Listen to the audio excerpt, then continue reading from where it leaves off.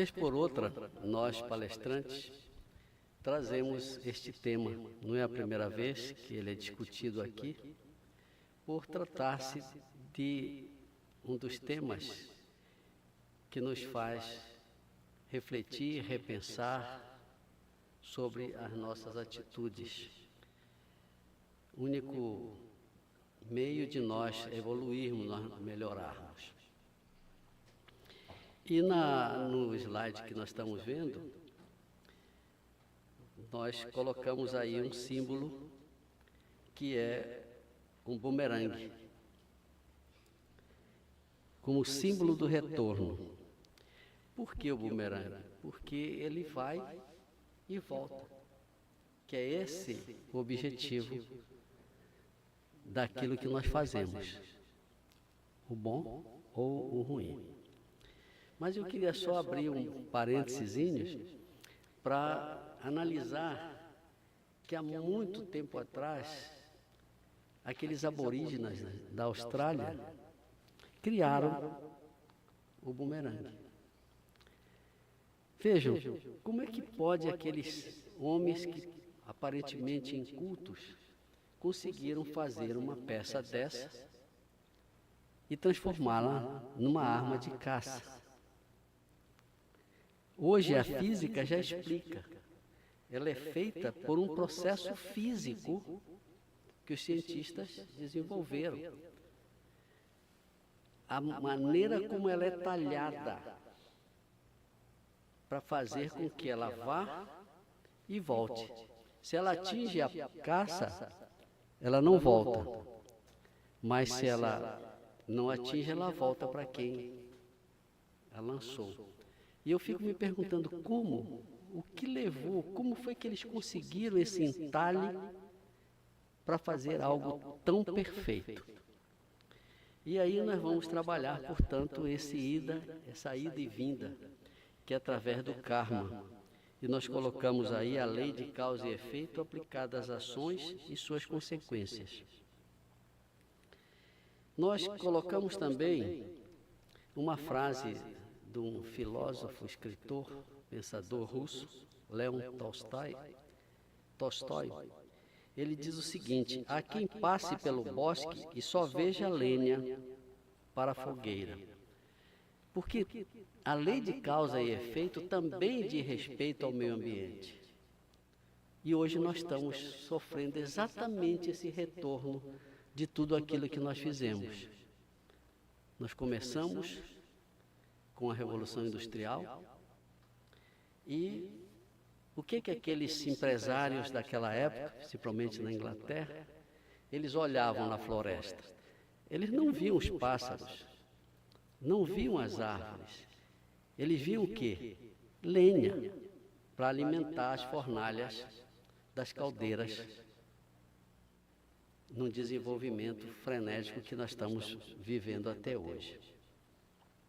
Mas para entendermos melhor, nós elencamos alguns objetivos para responder às perguntas que mais fazemos todo o tempo sobre: afinal, nós somos livres ou predestinados? Outro objetivo: até que ponto temos o poder da escolha? Até que ponto nós temos o livre-arbítrio? E até que ponto esse poder de decisão existe? Que efeitos nossas ações geram bom ou mau karma em nosso futuro, tanto nesta como em outras vidas? Portanto, vejamos o que é o karma. Esse conceito é uma das bases fundamentais das filosofias orientais, como o hinduísmo, o budismo, e é uma espécie de lei de causa e efeito segundo o espiritismo. Mas vejam que 3.000 anos, quase 3.000 anos antes de Cristo, o hinduísmo, os hindus, os budistas, eles já sabiam disso, eles já falavam sobre isto. E por isso, hoje, o espiritismo vem e encampa esse termo, como eu vou dizer em seguida. que significa karma? Em sânscrito, que é uma língua hindu, falada numa determinada região da Índia, significa ação ou ato. Portanto, a influência que nossas ações têm sobre tudo o que acontece em nossa vida. Lembrando que eu falei há pouco, o karma não nasce de uma vontade divina, nem pode ser atribuído ao azar. Muitas vezes a pessoa diz, puxa, um mau karma, o fulano tem um mau karma. Aí a pessoa diz logo, puxa, ele é muito azarento, né? Ele tem um azar daquele. Por quê? Porque o karma é fruto de nossos atos. E por atos entendemos pensamentos, palavras e ações físicas negativas ou positivas. Eu quero ressaltar muito essa parte do pensamento, porque muitas vezes nós não damos importância disso, nós damos importância mais porque nós falamos, ou alguma ação física, uma violência, mas o pensamento, esse pensamento que dentro desse estudo é a coisa mais difícil de nós trabalharmos, porque é algo que voa, ele não para nunca, né? Nem quando estamos dormindo. Esse pensamento também precisa ser monitorado, mas é muito difícil esse tema que nós, como eu disse antes, de vez em quando nós trazemos ele, porque é algo muito difícil de nós trabalharmos. Portanto, a nossa liberdade de escolha está conectada a essa lei, causa e efeito. Ou seja, tudo aquilo que penso, que desejo, que faço, determina consequências naturais. É lógico, por isso aquele emblema lá do bumerangue. Karma, portanto, como eu disse, é um termo que já precedeu a doutrina espírita, codificada, só para lembrar, em 1857 por Kardec.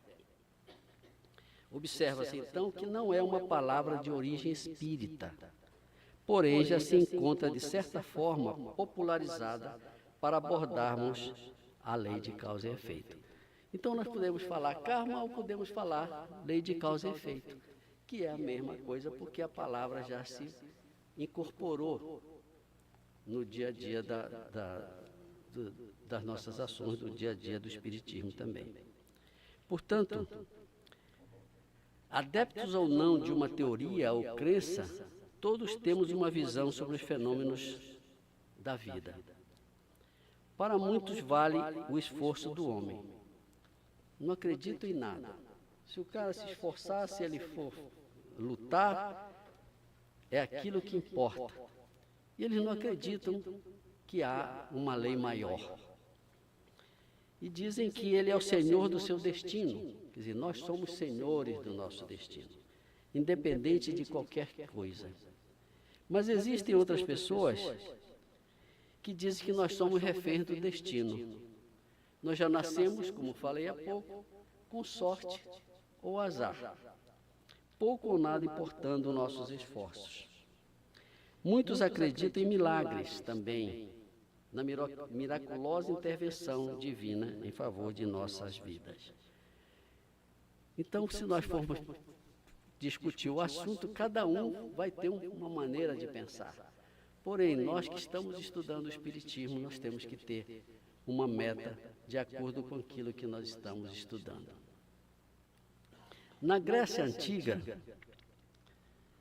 como lá existem personagens cercados de simbologia, tudo tinha um deus ou deusas, não é?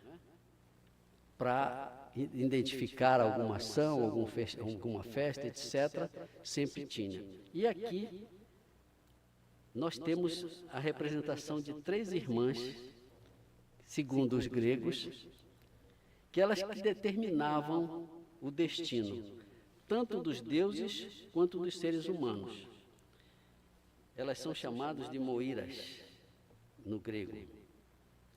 eram responsáveis pelo fio da vida, por medir e cortar o fio da existência humana, avaliando os compromissos, as provas e as dores que caberiam a cada ser, e com sua tesoura encantada cortavam o fio da existência.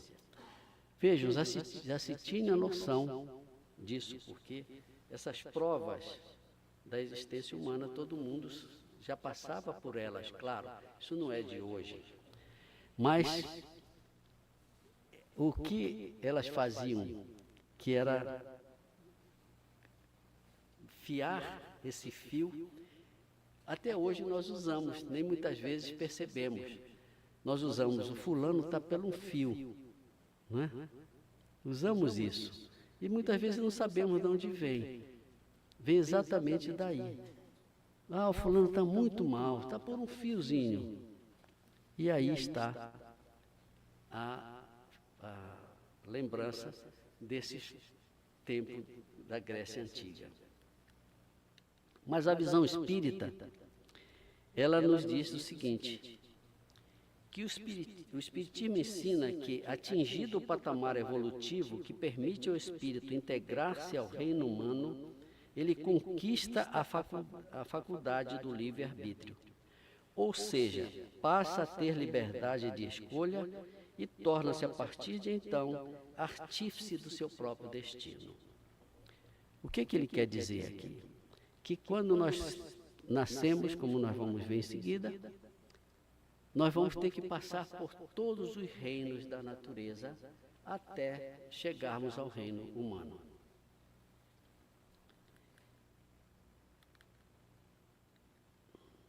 E como consequência, deixa eu ver se eu passei certo aqui. Desculpem. E como consequência natural do poder escolher, nós passamos a ter a responsabilidade por essa escolha, como característica básica desse momento evolutivo. Faculdade essa que só pode ser conquistada pelo ser pensante no momento em que ele se acha maduro para tal. Vamos explicar melhor em seguida. É como uma colheita. Colheita de sementes que plantamos. As sementes são o quê? São nossos pensamentos, nossas palavras e nossas ações. Recentemente eu estava lendo um livro muito interessante, até não sei se tem aqui, do Dr. Paulo Frutuoso.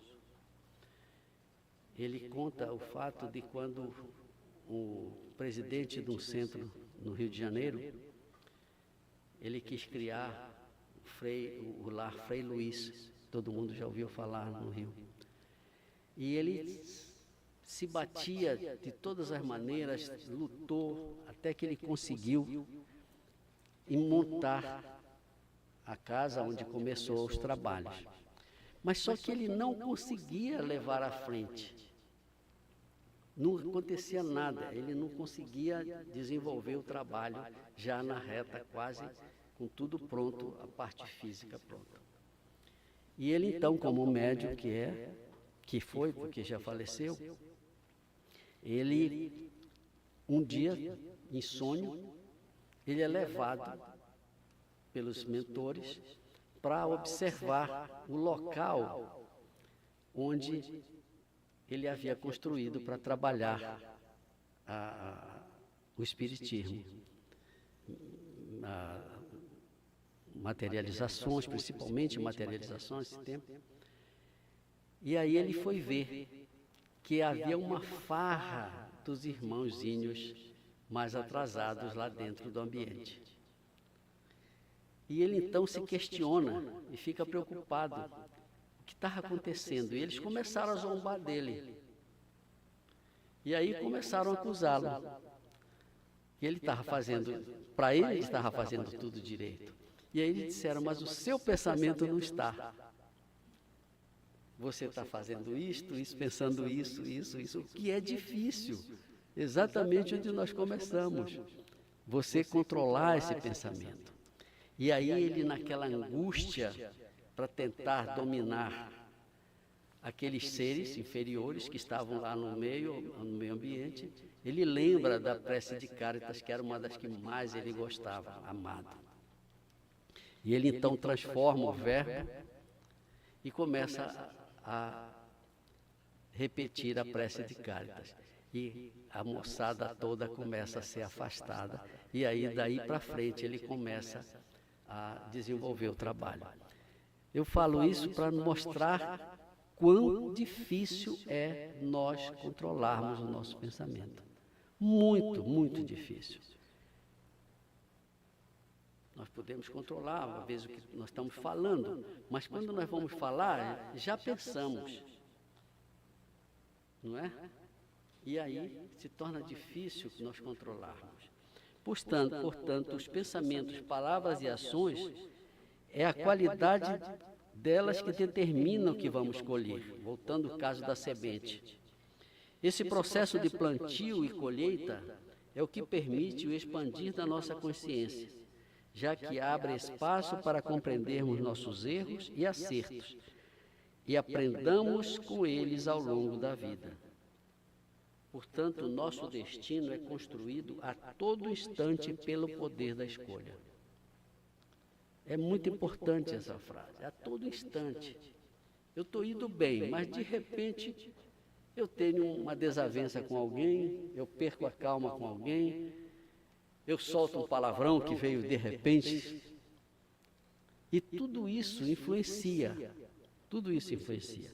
Daí essa palavra aqui, o expandir da nossa consciência. É claro que nós não somos nenhum santo. Nós vamos ainda tropeçar, mas nós temos que levantar e tentar de novo. Porque aqui, como nós dissemos, as nossas palavras, as nossas ações, tudo isso volta para nós. E o livre-arbítrio, portanto, é sempre proporcional às condições ou fases evolutivas do ser. Nós vamos analisar cada evolução bem resumidamente, porque isso é grande, não daria tempo para nós falarmos sobre tudo. Mas aqui André Luiz diz que o princípio inteligente independe da matéria. A alma individual preexiste e sobrevive ao corpo. O ponto de partida ou de origem é o mesmo para todas as almas, sem exceção. Todas as criaturas são simples, ignorantes e sujeitas a progresso indefinido. Nada de criaturas privilegiadas e mais favorecidas do que outras. Ou seja, nós quando nascemos como inteligência, nós somos todo mundo igual. E aí nós vamos caminhar nas nossas encarnações, levando o melhor ou aprendendo algo bom e voltando de novo se não aprendemos, porque dessa maneira que nós vamos conseguindo a nossa evolução há muito tempo. Eu sempre falo aqui, né, que nós não somos santos porque estamos aqui encarnados para trabalhar esse nosso dia a dia. Então, essas fases, vamos analisar rapidamente. A primeira fase do ser humano. Nos primeiros momentos, o espírito quase não tem a liberdade de escolha. Por quê? Porque ele está sujeito ao determinismo, por não ter conhecimento nem experiência para avaliar melhor sua escolha. Então, se ele comete um ato danoso para uma pessoa que já tem evolução, ele é perdoado, porque ele não tinha como analisar o que ele estava fazendo.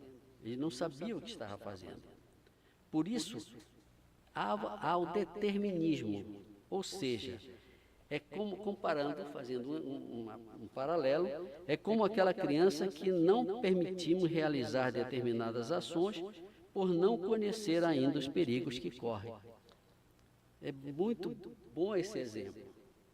E aí é a primeira fase, quando nós estamos começando a nossa evolução. Nesta fase, quem comanda é o Criador, em sua infinita misericórdia, permite que espíritos mais elevados tracem-lhe o caminho a seguir, como forma de suprimir-lhe a falta de experiência. Então, se ele não tem, alguém tem que cuidar dele. Então, Deus coloca aí os espíritos superiores para começar a orientar o crescimento desse ser. Na segunda fase, já nós alcançamos uma média evolução, já estamos um pouquinho mais acima. E aí nós temos menos restrita a faculdade do poder escolher. Já começamos a ter uma restrição. Faço isso ou não faço? Faço aquilo ou não faço? Né? E a comparação é como o jovem que, após passar pela disciplina necessária do momento infantil, tem mais possibilidade de decisão. E a terceira, para não demorar muito, já aí o espírito está evoluído. É como o homem maduro em que as provações e os corretivos já formaram sua personalidade e, como consequência, sua liberdade é maior.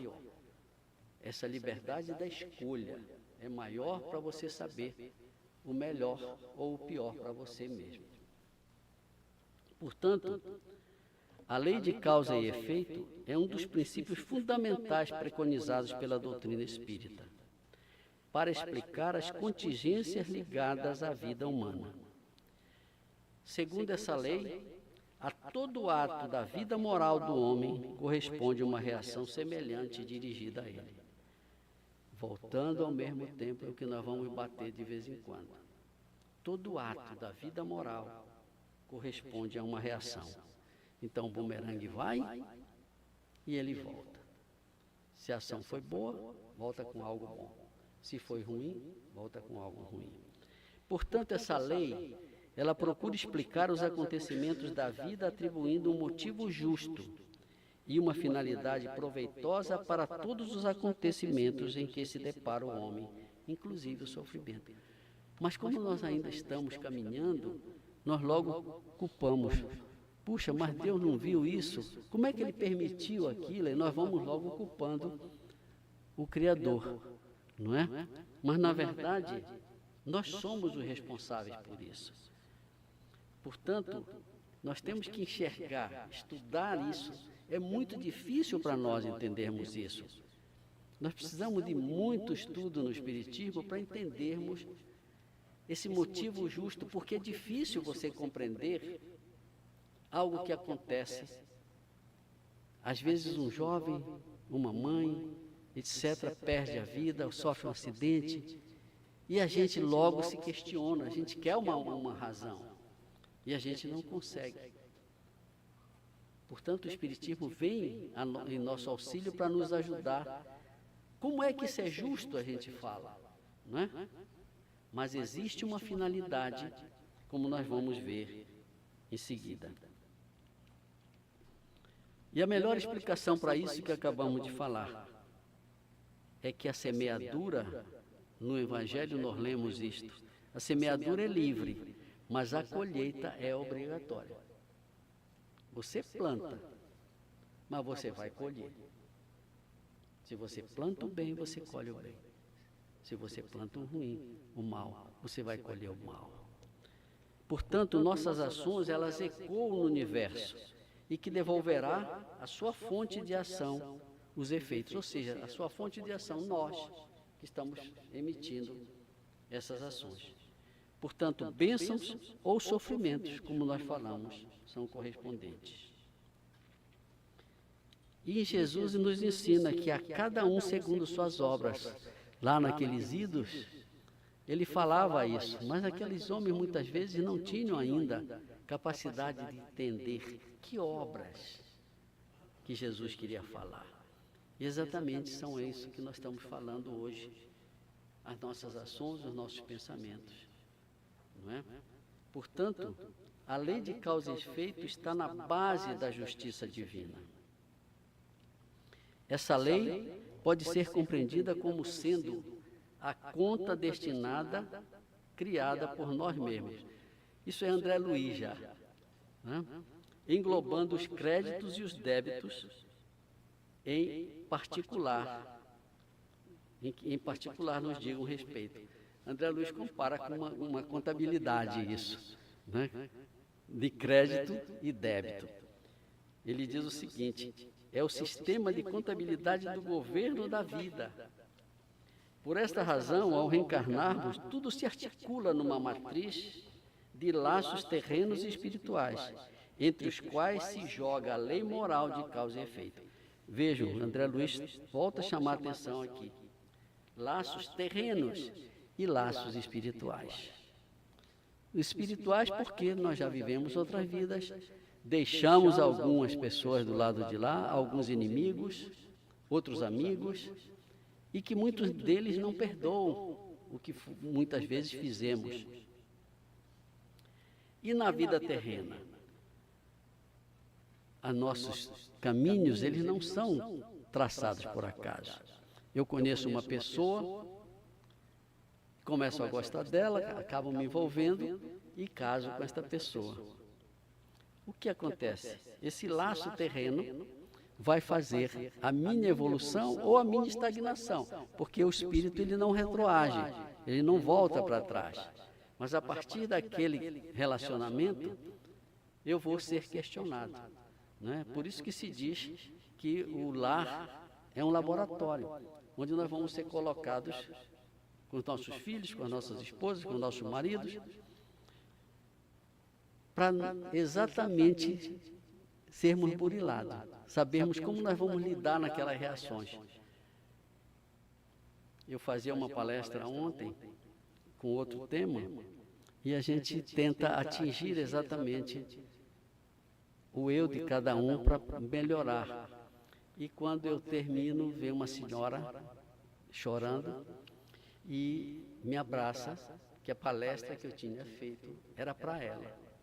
Isso é muito bom para a gente que está aqui, porque a gente consegue ajudar aquela pessoa que ela passava naquele instante por sérios problemas com o filho dela. E é isso que nós estamos falando aqui. É o laboratório, é a maneira como nós vamos resolver a questão. Se de um jeito torto ou de um jeito direito. São fases, são problemas terríveis que são acometidos.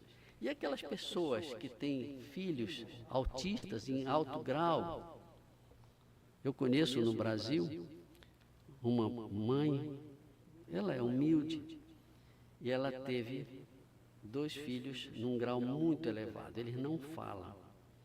Mas ela é de um dom, ela tem uma força tão grande, que ela tira as coisas com alegria, com delicadeza. Eu nunca vi aquela pessoa, ela foi minha cliente, perder a calma com aquelas 2 crianças.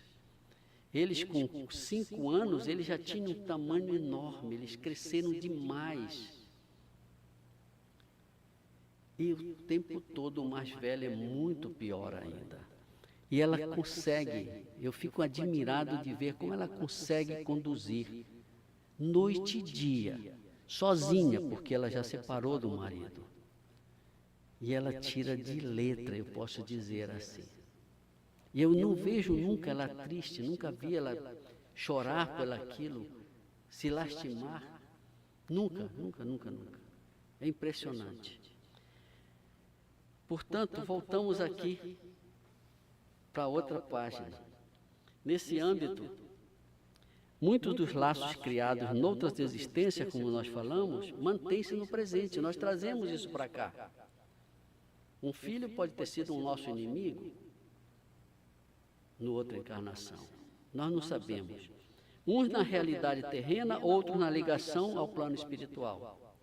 E como a vida não é determinística, vejam, o determinismo foi só lá no início, quando nós ainda não tínhamos noção de nada. Lembrando que não há fatalidades, mas sim consequências. Você faz, você vai ter uma consequência pelo seu ato. Umas boas, outras desastrosas, face às más ações de uns sobre os outros, ou sobre a natureza e seus seres. André Luiz volta em Evolução em Dois Mundos, eu acho que muitos já leram.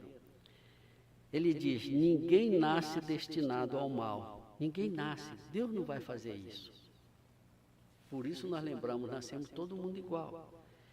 Porque semelhante disposição derrogaria os fundamentos do bem eterno sobre os quais se levanta a obra de Deus. O espírito renasce no berço terreno e traz consigo a provação expiatória a que deve ser conduzido, ou a tarefa redentora que ele próprio escolheu de conformidade com os débitos contraídos.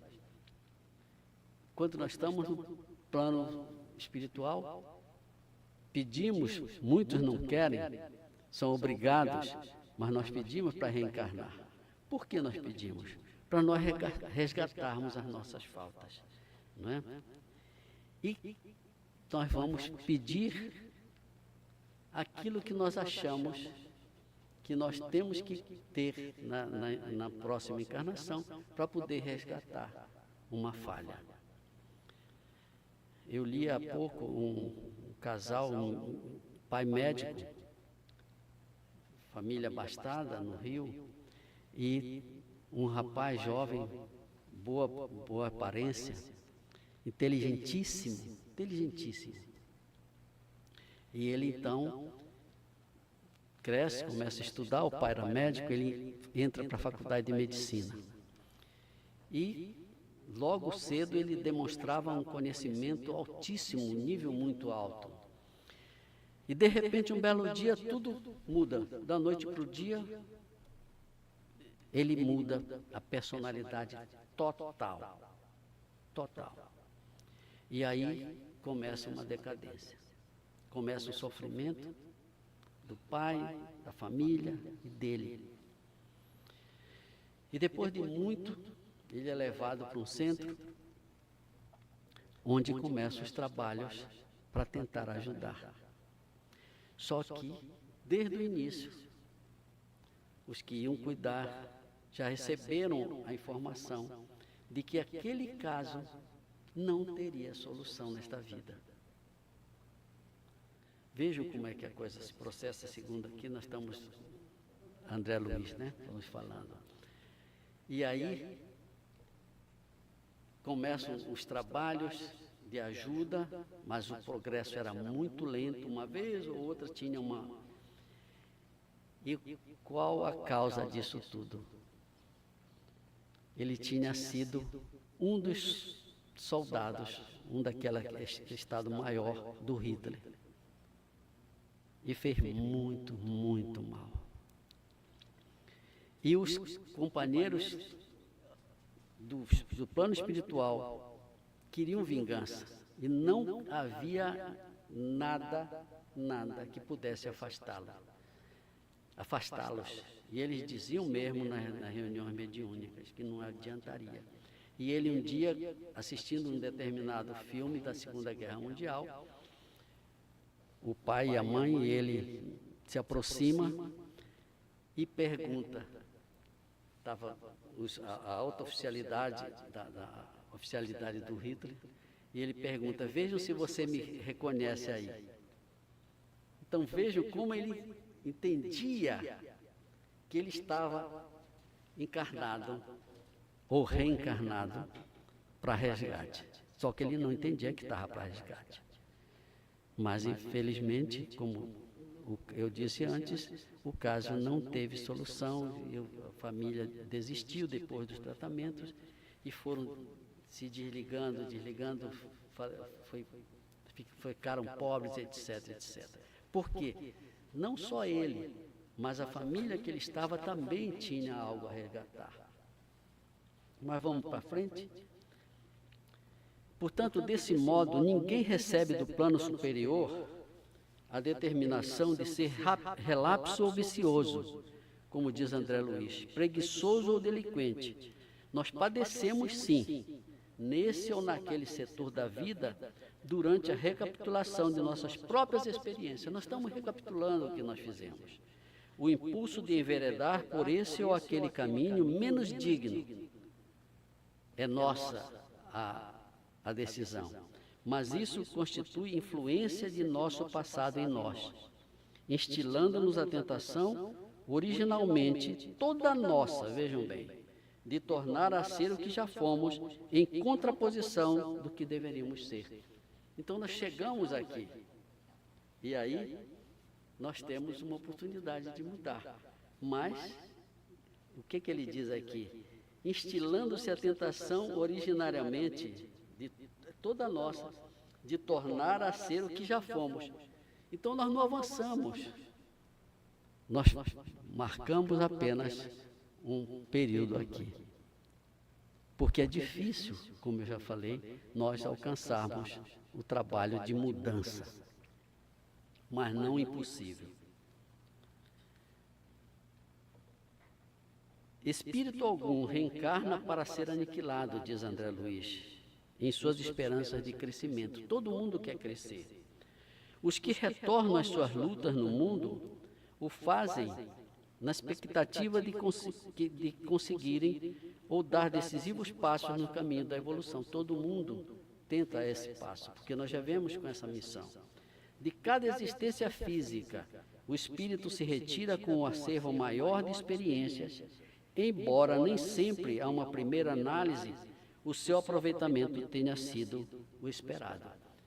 Nós reencarnamos, mas nem sempre as nossas ações, as nossas atitudes foi o que nós esperávamos. Mas houve um progresso, houve, por mínimo que seja. Quando nós voltamos para o plano espiritual, nós conseguimos alguma coisa. Através dos reveses que enfrentamos, adquirimos ainda que imperceptivelmente novos hábitos para mais tarde mostrar-se inteiramente renovado. Então nós vamos adquirindo hábitos melhores e vamos nos renovando aos poucos. Lembrando que o meio que se oferece ao espírito em sua vida sobre a terra pode ser comparado ao solo que se oferta à semente para germinar. Criando-lhe ambiente propício, é lógico que a semente será igual exatamente a qualquer outra e produzirá de modo às vezes surpreendente. O espírito vem e ele, se nós já conhece um pouquinho mais dessa lei, ele vai produzir melhor. Ele vai lutar contra o mal herculeamente para conseguir uma elevação. Portanto, a lei de causa e efeito, ela não é linear. Se fazemos alguém perder um braço, não necessariamente perderemos um braço. Vejam bem, isso é muito importante, porque isso seria a lei de Talião. Nós até falamos numa palestra sobre esse tema. Olho por olho, dente por dente. Não é assim a lei de Deus. Ela não é linear. E vejamos a explicação disso. A lei de Deus é sábia e bondosa. O universo forja uma dinâmica onde o que importa não é devolver um castigo, mas propiciar um crescimento. Então não é devolver aquele castigo. Você perdeu o braço, você vai ter que perder o braço também. Não, mas propicia-se um crescimento. Ou seja, se ajuda aquele espírito que está encarnado a crescer um pouquinho. Portanto, voltar à lei pode ser mais ou menos rápido, de acordo com a conscientização da criatura e a sua vontade de corrigir o erro. Comentamos isso há pouco. Assim, temos espíritos que se arrependem rapidamente e consertam o passo. Outros insistem na rebeldia e vão gerando erros em cima de erros, demorando séculos e mais séculos no resgate dos mesmos. Vejam, não é do dia para a noite. Séculos e mais séculos. Tem espíritos que levam séculos para tentar um resgate, para tentar reencarnar. Séculos, hein? E André Luiz volta aqui ao centro coronário, dizendo que é como um diretor em relação aos outros. é o órgão responsável pela implementação desta lei no espírito. O que André está falando aqui? Ele está falando de chakras, que até nós estamos combinando, não sei, a Marisa deve estar pensando fazer um estudo sobre isso, porque o tema é muito grande, nós íamos fazer aqui, aí não dava tempo de nós fazermos isso numa palestra só. Ela sugeriu fazer um estudo, e não sei quando, está na mão dela já fazer isso, o estudo desses chakras. Mas André só fala aqui rapidamente, porque ele conhece essa parte muito bem, sobre o coronário, que é o centro diretor de tudo isso. E para concluir, o homem só é verdadeiramente livre antes de pensar ou agir. A partir do instante em que já emitiu uma ação em determinada direção, fica condicionado a um retorno que mais cedo ou mais tarde se manifestará. Vejam, nós ficamos condicionados a um retorno. Mais cedo ou mais tarde, nós recebemos de volta. Portanto, a lei de causa e efeito tem por objetivo o nosso bem, o bem da criatura. Não tem um caráter punitivo, lembremos isso, não é para punir ninguém, mas sim uma ação educadora, no sentido de fazer o ser reconhecer o seu erro e indicar-lhe o caminho mais curto do acerto. Por tudo isso, é correto dizer-se que o futuro está nas nossas mãos, não nas mãos de Deus, como falamos no início, pois Ele já nos deu a oportunidade de reencarnar e de encontrar pelas suas leis a justiça face aos nossos atos e perante estes a forma de vivermos as oportunidades que podem ajudar a nos melhorarmos. O importante é que cada um se instrua e aprenda a amar, a fazer o bem pelo outro, um amor que vai muito para lá da faceta do amor romântico. Importa, pois, a indulgência, dar sem se esperar receber ou ser notado, porque muitas vezes as pessoas fazem isso por causa do seu ego, né? Dão, mas eu quero aparecer, eu quero meu nome lá na placa. Importa ainda saber lidar com o mal. Como? Perdoando e fortalecer a paciência, que é algo muito difícil, para sabermos esperar que a aprendizagem fortifique em nós.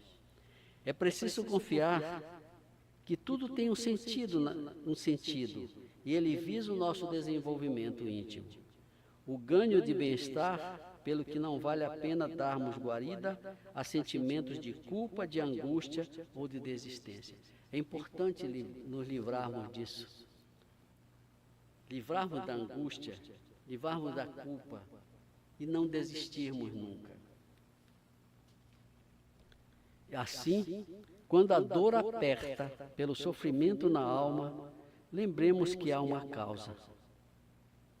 E a sua origem não pode estar na vida terrena, atual, pois já vivemos antes, já éramos antes. Somos a herança de tendências de nós mesmos, pelo que o natural é que essas tendências ainda estejam salientes em nós, apesar de esforços de melhoria que possamos estar a empreender. Ao nos pormos no papel de observadores de nós mesmos e daquilo que os outros nos fazem em magoa, talvez possamos perceber quais os aspectos a modificar em nós. Aí vai uma mensagem muito importante, que é o lado mais difícil. É a nossa reforma íntima, né? Quando nós nos colocamos como observadores. E eu? O que eu fiz, o que eu sou? O que eu estou fazendo? E como eu fiz, como eu agi? E aqui conta sermos pacientes e resilientes para conseguirmos. Pedro diz em sua epístola: o amor cobre a multidão de pecados. O que ele quer nos ensinar? que não é preciso sofrer para resgatarmos uma dívida, mas através da vivenciação do amor, podemos atingir o mesmo alvo de uma forma mais ampla e sem dor. Muito obrigado pela atenção.